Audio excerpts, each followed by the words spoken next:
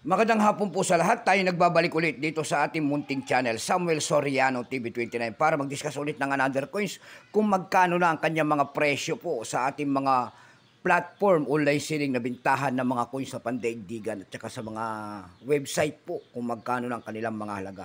Yan ang ating pag-uusapan po ay year 1985, 2 pesos po ni Andres Bonifacio, Republika ng Pilipinas. Ayan, nakaharap po siya sa kaliwang bahagi.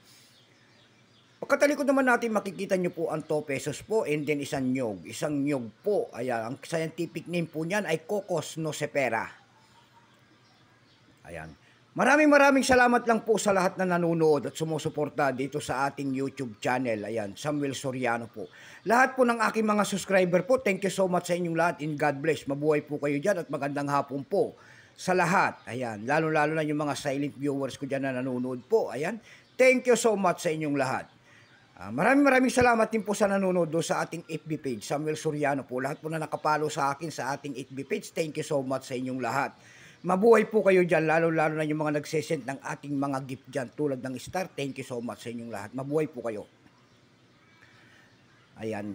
Yun naman po hindi pa po nakapag-subscribe dito sa aking munting channel, anyayahan ko lang sana kahit malaking bagay na po ang inyong magagawa tulad ng pagpindot ng ating subscribe button, like and share para ma-update ko kayo sa mga latest ko pang gagawin mga video po.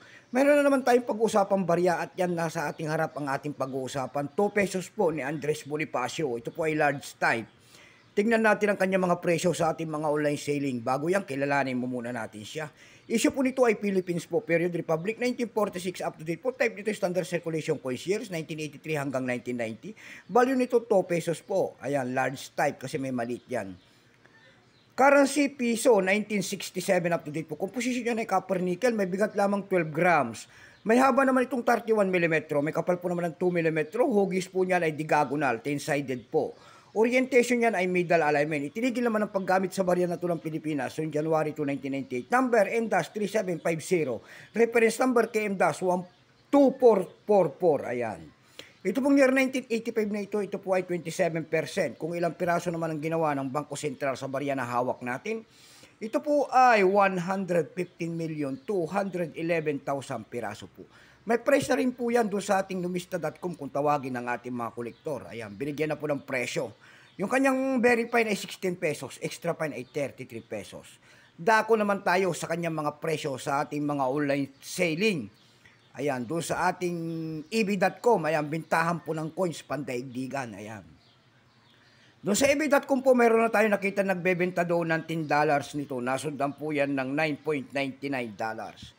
Dako naman tayo sa pangalawang website. Ayan, tulad ng eb.com.ph. Ayan. Doon sa eb.com.ph po, mayroon tayo nakita nagbebenta doon ng rare coins dito. Nagkakahalaga po ng 1,685 pesos.